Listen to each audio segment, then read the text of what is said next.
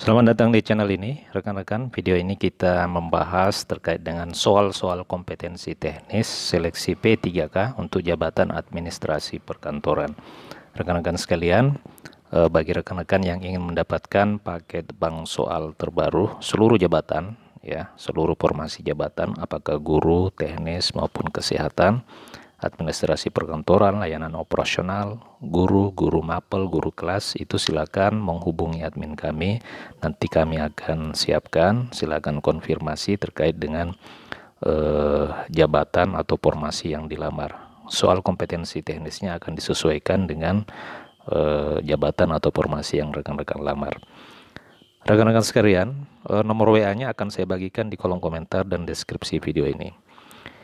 Selanjutnya, mari kita membahas terkait dengan kisi-kisi soal kompetensi teknis. Untuk kompetensi teknis pada seleksi P3K ini terdiri dari 90 butir soal. Jadi ada 90 soal yang mengatur terkait dengan kompetensi teknis jabatan yang akan dilamar. Jadi memang rekan-rekan perlu mempelajari materi-materi terkait dengan soal-soal teknis dari jabatan yang dilamar. Nah, untuk soal kali ini itu adalah kompetensi teknis administrasi perkantoran. Soal yang pertama, ya, ini terkait dengan administrasi perkantoran. Rekan-rekan bisa menjawab, mencoba melatih kemampuan rekan-rekan untuk menjawab soal ini. Ya, silakan tuliskan jawaban rekan-rekan di kolom komentar video ini. Soal pertama, seorang administrator pemerintah itu bertanggung jawab dalam penyusunan anggaran untuk proyek infrastruktur jalan. Dalam proses penyusunan anggaran terdapat perbedaan pendapat antara tim teknis dan tim keuangan mengenai estimasi biaya bahan baku yang fluktuatif. Langkah apa yang paling tepat? Langkah apa yang paling tepat dilakukan oleh administrator untuk menyelesaikan perbedaan ini agar proyek tetap berjalan sesuai jadwal. Seperti biasa, saya persilakan kepada rekan-rekan untuk mencoba menjawab soal ini. Mana kira-kira jawaban yang paling tepat? Tuliskan di kolom komentar video ini. Silakan.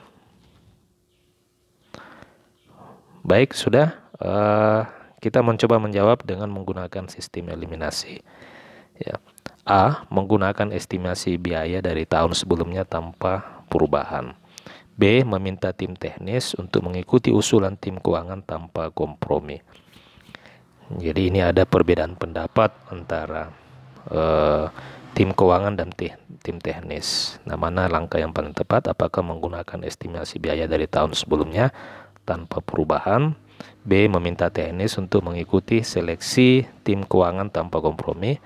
Tentu jika kita harus memilih di antara dua ini,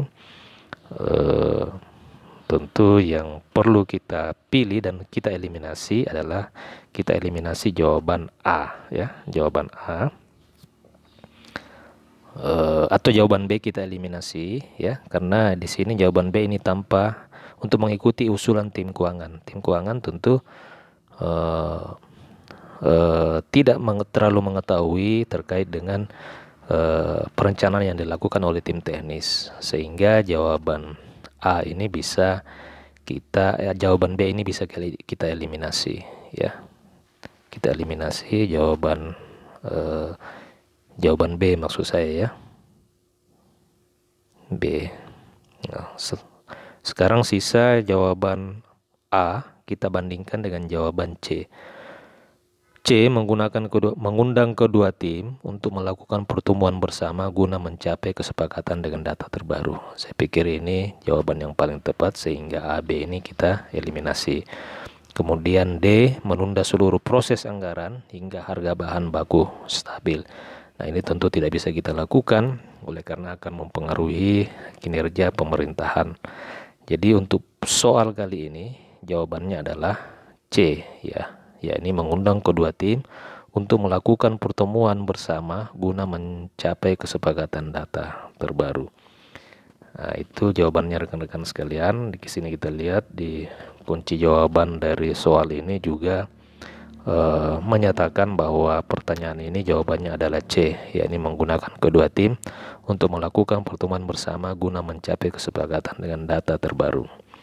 Selanjutnya, kita beralih ke soal berikutnya. Di dalam implementasi sistem pemerintahan berbasis elektronik atau e-government, salah satu tantangan yang dihadapi oleh administrator adalah rendahnya tingkat partisipasi masyarakat di dalam menggunakan layanan daring yang disediakan. Apa langkah strategis yang harus diambil oleh administrator untuk meningkatkan penggunaan layanan tersebut? Kita jawab, A. Mengabaikan partisipasi masyarakat dan fokus pada pelayanan internal. B. Mengoptimalkan kampanye informasi dan pelatihan kepada masyarakat mengenai penggunaan layanan daring. Mana yang lebih tepat? Tentu tindakan mengabaikan ini tidak bisa kita lakukan, sehingga A kita eliminasi. Kemudian C, mengembalikan seluruh proses layanan ke sistem manual. Ini tidak bisa kita lakukan karena akan kembali ke manual. D, mengurangi jumlah layanan daring yang tersedia untuk memudahkan masyarakat. Saya pikir ini bisa juga langkah yang tepat, akan tetapi jika kita bandingkan dengan B, ya, tentu B jawaban yang paling tepat, sehingga D ini kita eliminasi, ya. D kita eliminasi. Kemungkinan D ini poinnya 3, ya. Kemudian B ini dia mendapatkan poin 4. Jadi seperti itu rekan-rekan untuk soal nomor 2 ini. Ya, selanjutnya kita beralih ke soal nomor 3. Ya, soal nomor 3. Soalnya adalah sebagai administrator pemerintah yang bertugas menangani pengadaan barang dan jasa, Anda menemukan adanya konflik kepentingan antara beberapa penyedia barang yang mengikuti tender. Bagaimana sebaiknya Anda menyikapi situasi ini untuk memastikan proses pengadaan tetap berjalan sesuai aturan?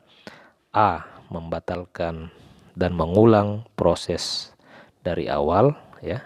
Jadi A. Membatalkan tender dan mengulang proses dari awal. B. Mengambil keputusan sepihak dengan memilih penyedia barang yang paling dikenal. Nah, tentu ini tindakan B tidak bisa kita tolerir karena ada nepotisme di sini, ya. Kemudian A. Membatalkan dan mengulang proses dari awal. Jadi B ini bisa kita eliminasi. Jadi selanjutnya kita bandingkan jawaban A dengan jawaban C. C.